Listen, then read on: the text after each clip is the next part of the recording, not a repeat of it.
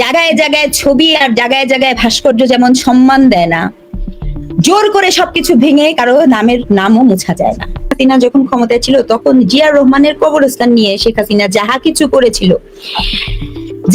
করেছিল সংসদ থেকে শুরু করে, সেটা কি কোনোভাবে কামনীয় ছিল? তাতে কি মানুষ খুব আনন্দিত বোধ করেছে? কারো দল করা লাগবে না, দলের কথা আমি বলছি না। একইভাবে আপনি শেখ মুজিবুর রহমানের মানে যেটা জন্মস্থান, সেখানে যে আপনি যেভাবে যে ভাষায় কথা বলছেন এবং সেখানে যে তার যেখানে কবর সেটাও আপনি এগুলো কোন ধরনের বিদ্বেষপূর্ণ একটা চর্চা, কোন ধরনের অসুস্থপূর্ণ চর্চা করে কি লাভ? তো কোনো আগ্রহই নাই। এদের বডি ল্যাঙ্গুয়েজ দেখলে অবাক হয়ে যায় যে কোনো রাজনীতিক নেতারা, তাদের বডি ল্যাঙ্গুয়েজ এমন কেন হবে? রাজনৈতিক নেতৃবৃন্দের বডি ল্যাঙ্গুয়েজ দিনকে দিন খারাপ হচ্ছিল বলেই কিন্তু বাংলাদেশে এত খারাপ কিছু হয়েছে। আর ওগুলো যদি আমি খারাপ বলি, এটা তো বলার আমার ভাষাই নাই। আর আপনি যে প্রশ্ন করেছেন যে কাদেরকে বোঝাচ্ছে, ওরা নির্বাচন চায় না। নির্বাচন না চাওয়ার জন্য যারা নির্বাচনে পাশ করতে পারবে তাদেরকে ওরা এক নম্বরে এনিমি মনে করে। তারপরে যারা তাদের সাথে বসে নির্বাচন চায়, যারা অ্যালায়েন্স করে, তাদেরকে এনিমি মনে করে। এবং তারা দেশটাকে, এটা গোপালগঞ্জের ঘটনাটাকে আমি নির্বাচন না হওয়ার একটা পরিকল্পনা, ষড়যন্ত্রের পরিকল্পনার কথা আমি এক কথায় বলতে পারি। আমার হিসাব যা বলে, এই যে বডি ল্যাঙ্গুয়েজ, এই যে স্লোগান, আমি এত বছর ছাত্র রাজনীতি থেকে আমি রাজনীতি করি, এত বছর পলিটিক্স করেছি, আমি স্লোগানকে একটা শিল্প মনে করি, স্লোগানকে আমি খুব পছন্দ করি। কিন্তু এত জঘন্যতর স্লোগান আমি বলতে পারবো না যে এই স্লোগান এরা কোথা থেকে শিখলো। এই প্রজন্মের সন্তান, তাদের মুখ এত খারাপ হবে কেন? এরা শিক্ষিত, লেখাপড়া জানা ছেলে মেয়ে, এরা গ্রামের দেশে রিক্সাওয়ালা, আপনার রাস্তার লোক, তারা ফেল করে গেছে এদের মুখ খারাপের কাছে, এদের স্লোগানের নিম্নগামিতার কাছে ওরা পর্যন্ত হেরে গেছে। তা আমরা কি এই জন্য আমাদের সন্তানদেরকে লেখাপড়া শিখিয়েছি? কাছে যেটা শুনতে চেয়েছিলাম যে কয়েকদিন আগে আপনাদের একজন নেত্রী আসিফা আশরাফি পাপিয়া, উনি যেটা বলেছেন প্রবাসীদেরকে নিয়ে, প্রবাসীরা একটু মনে কষ্ট পেয়েছে। আপনার কাছে শুনতে চাই যে প্রবাসীদের সম্পর্কে, প্রবাসীদের ভোটের অধিকার বা প্রবাসীদের সম্পর্কে উনি যেটা বলেছেন সেটা আপনি কতটা কিভাবে বিচার করেন? ধন্যবাদ আপনাকে। যারা শুনছেন আমার শুভেচ্ছা অভিনন্দন, আমার সহ-আলোচক বৃন্দকে শুভেচ্ছা। এখন আমি আপনার ওই বক্তব্যটা আমি ওইভাবে শুনিনি, তারপরেও আমি পরম্পরায় যেটুকু আমি আজ করেছি বিভিন্ন জন সমালোচনা লিখায়, তাতে আমি ওনারটা যেহেতু শুনি নাই সেটা নিয়ে আমি কথা বলতে চাই না। আমি প্রবাসীদের নিয়ে যে কথাটা বলতে চাই, প্রবাসীরা হচ্ছে এমন, বাংলাদেশে দুইটা খাত থেকে বাংলাদেশের অর্থ এনে বাংলাদেশকে টিকিয়ে রেখেছে, দুটো খাত। তার মধ্যে একটা সবচেয়ে বড় খাতটা হচ্ছে প্রবাসীদের আয়। এই রেমিটেন্সটা না পেলে বাংলাদেশে, প্রত্যেকটা দেশেই তো কিছু ছাপানো টাকা থাকে, ছাপানো টাকা তখনই টাকায় অর্থে পরিণত হয় যখন অন্য দেশের সাথে আপনার মুদ্রা বিনিময়ে যে মুদ্রাটা যতটুকু আসে, আমার কাছে এইটা হিসাব। তো সেই জায়গায় প্রবাসীরা প্রায় 1 কোটির ঊর্ধ্বে প্রবাসীরা আমাদের বিদেশে থাকে এবং তারা তাদের আত্মীয় স্বজন দেশের জন্য জান প্রাণ দিয়ে তারা অর্থ উপার্জন করে পাঠায়। এইখানে প্রবাসীদের মধ্যে আবার রকম ফের আছে। শিক্ষিত ধনী প্রবাসীদের চেয়ে আমাদের যারা অড জব করা প্রবাসী, তারা সবচেয়ে বেশি অর্থ পাঠায়। যা ইনকাম করে সম্পূর্ণ অর্থ, শুধু দুবেলা দুমুঠো খাওয়া বাদ দিয়ে সম্পূর্ণ অর্থটা দেশে পাঠায় তার আত্মীয় পরিজন এবং দেশের জন্য। তো আমি প্রথমেই তাদের কথা বলতে গিয়ে তাদেরকে আমি মনের অজান্তে বা জানতে তাদেরকে স্যালুট জানাই, কারণ বাংলাদেশ পৃথিবীর বুকে দাঁড়িয়ে আছে এই প্রবাসী ভাই বোনদের উপর, এবং গার্মেন্টসে আমাদের যে ভাই বোনরা কাজ করে তাদের রেমিটেন্সের উপর এখন পর্যন্ত। পরবর্তীতে গার্মেন্টস নিয়ে যে শুল্ক নীতি নিয়ে যা হচ্ছে জানি না কি হবে, তবে আমি এই কথাটা বলি, শুধু অর্থই দিচ্ছে তা কিন্তু না। তাদের আরেকটা বড় জিনিস, যারা মানে আপনার থার্ড কান্ট্রি, সেকেন্ড কান্ট্রিতে থাকে, মিডিল ইস্টে থাকে, মালয়েশিয়া বা এইসব দেশে থাকে, তারা তো সরাসরি ম্যাক্সিমাম প্রবাসী যারা বিগত সরকারের, পতিত সরকারের বিরুদ্ধচারণ করার জন্য দেশ ছাড়তে বাধ্য হয়েছে, তারা দেখা গিয়েছে কোনো মতে জীবন ধারণের জন্য যা কিছু যেভাবে পেরেছে একটা দেশে যে অড জব করছে। আবার কেউ কেউ আছে অড জব করে কিন্তু তার টাকার একটা অংশ রাজনীতির জন্য খরচ করে, সেটা তো আছেই।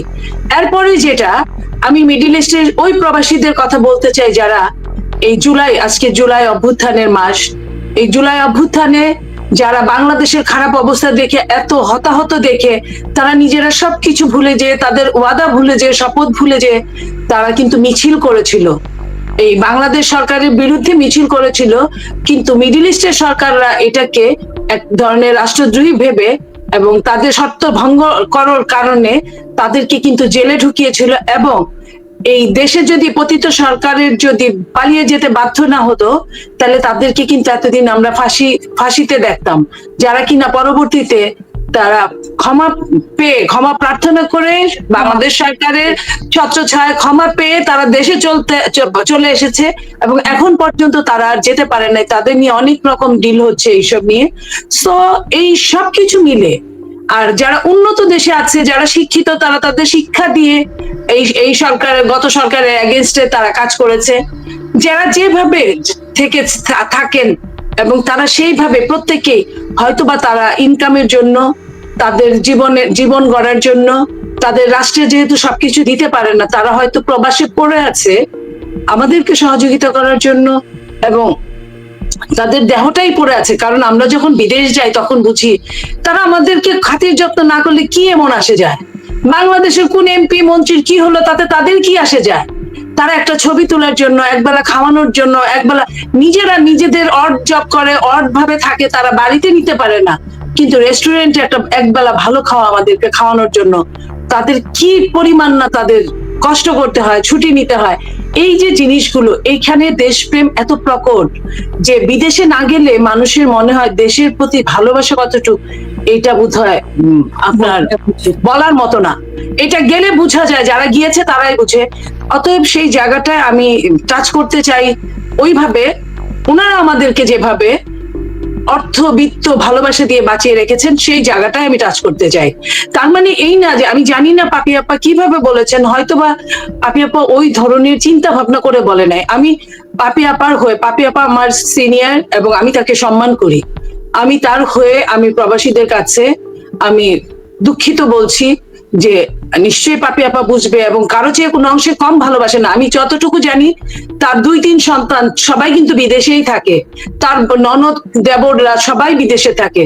সো সে কিন্তু নিজের মনে করি হয়তো বা তার নিজের হয়তো কোনো তিক্ত অভিজ্ঞতা আছে, সেখান থেকে বলতে পারে, আমি ঠিক জানি না। তবে এই জায়গায় আমি বলছি অবশ্যই বাংলাদেশের যে কোনো নাগরিক ভোটার হওয়ার যোগ্য, ভোট দেওয়ার যোগ্য, এবং তারা যদি সংখ্যায় বেশি হয় তাদের সুবিধার জন্য বাংলাদেশ সরকারের যখন যে সরকার থাকে তাদের জন্য অন্যভাবে চিন্তা করা উচিত। কারণ এই 18-20 কোটি জনগণের যখন 1-1.5 কোটি জনগণ বিদেশ থাকে, এটা আমাদের জন্য বিরাট বিরাট অ্যাচিভমেন্ট।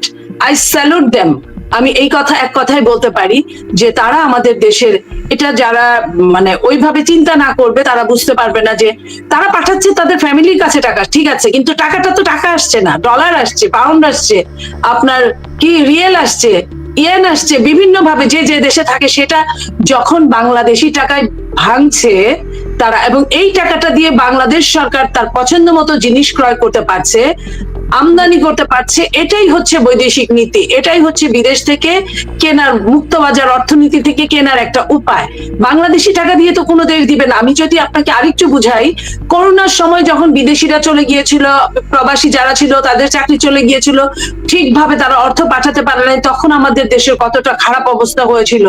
এই বৈদেশিক মুদ্রার কারণে যখন বিমানে, যখন বিভিন্ন এয়ারলাইন্স যখন ডলার পাচ্ছিল না, ডলার ক্রাইসিসে ভুগছিল, তখন আমরা আরো বুঝতে পেরেছি যে আমাদের কি অবস্থা। তারা প্রত্যক্ষভাবে তাদের পরিবারকে দেয়, কিন্তু পরোক্ষভাবে কিন্তু রাষ্ট্র সরকার এটা পায়।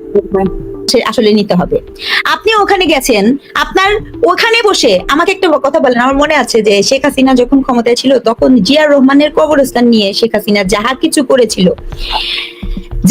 করেছিল সংসদ থেকে শুরু করে, সেটা কি কোনোভাবে কামনীয় ছিল? তাতে কি মানুষ খুব আনন্দিত বোধ করেছে? কারো দল করা লাগবে না, দলের কথা আমি বলছি না। একইভাবে আপনি শেখ মুজিবুর রহমানের মানে যেটা জন্মস্থান, সেখানে যে আপনি যেভাবে যে ভাষায় কথা বলছেন এবং সেখানে যে তার যেখানে কবর সেটাও আপনি এগুলো কোন ধরনের বিদ্বেষপূর্ণ একটা চর্চা, কোন ধরনের অসুস্থপূর্ণ চর্চা করে কি লাভ? করে কি লাভ? কে কে কে ফায়দাবানটা কে হবে? নিশ্চিহ্ন করে এতে দেওয়া, করে কিন্তু ফেসিবাদের নিশ্চিহ্ন করে দেওয়া। ফ্যাসিবাদকে নিশ্চিহ্ন করে দেওয়া, বিএনপি কে নিশ্চিহ্ন করতে পারছে শেখ হাসিনা গত 15 বছর ধরে, 16 বছর ধরে নিশ্চিহ্ন করতে পারছে। মানে আপনি কি মনে করেন যে মানুষের অস্তিত্ব, শোনেন, জায়গায় জায়গায় ছবি আর জায়গায় জায়গায় ভাস্কর্য যেমন সম্মান দেয় না, জোর করে সবকিছু ভেঙে কারো নামও মোছা যায় না। এই সিম্পল গ্রামার যদি আপনি না বুঝতে পারেন, আপনাকে রাজনৈতিক প্রজ্ঞা দিয়ে এটা বুঝতে হবে, আপনি মানুষের মন জয় করার মধ্যে দিয়ে বুঝতে হবে। ওই যে মানুষগুলো মারা গেল কেন, আজকে সেনাবাহিনী ওখানে যাওয়ার পরে সেনাবাহিনীর বিষের ভিতরে আশ্রয় করতে হলো, এতে কি ভালো হলো? এতে কি ব্যাপারটা কি ভালো হলো? এতে কি ওই রাজনৈতিক দলের যে নেতৃবৃন্দ ছিল তাদের ইমেজটার কোনো ভালো হয়েছে? ভালো হয় না এই গল্পটা।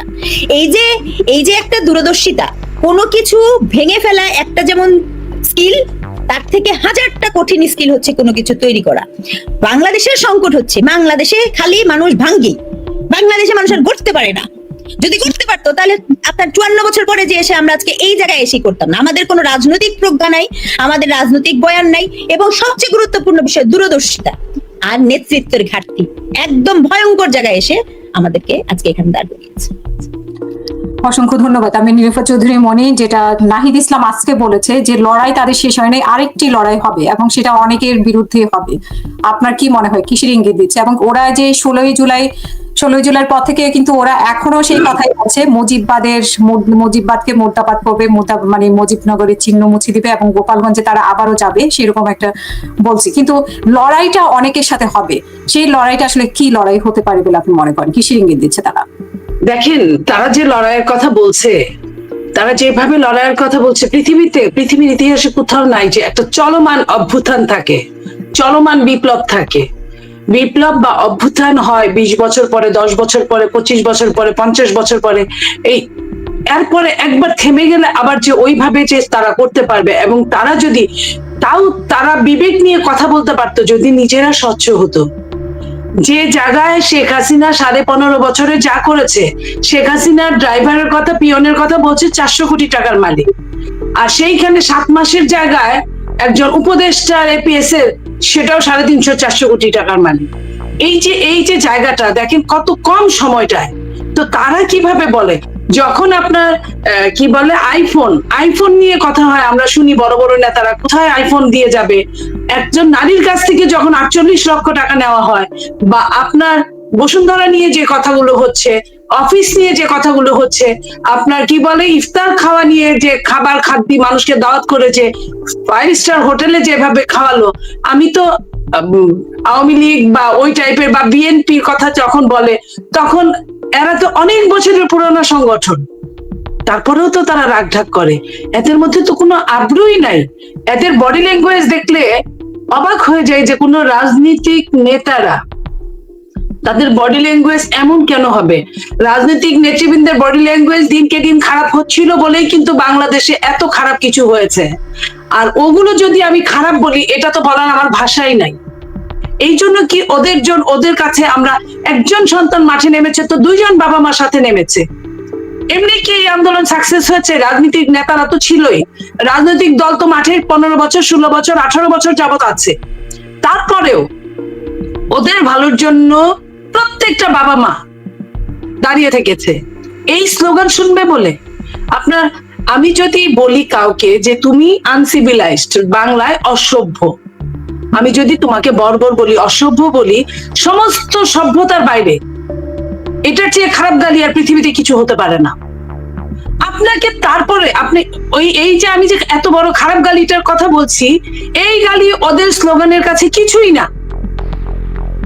যেটা আপনি এরা সংসদে যেতে চায়, হাসিনা এরা সংসদে যেতে চায়। সংসদের কিন্তু আলাদা একটা ম্যানার্স আছে। সংসদে যদি আপনি একদম একটা মিথ্যাবাদীকে মিথ্যাবাদী বলেন, আপনার ওই শব্দটুকু এক্সপান্স হয়ে যায়। আপনাকে বলতে হয় অসত্য বলেছেন আপনি, সত্যের অপলাপ করেছেন আপনি। এইটা যদি একটা মিথ্যেকে মিথ্যে বলা যাচ্ছে না, জানে একদম 100% সত্যি যে সে মিথ্যা কথা বলছে, ওইটাকেও আপনি মিথ্যে বলতে পারবেন না।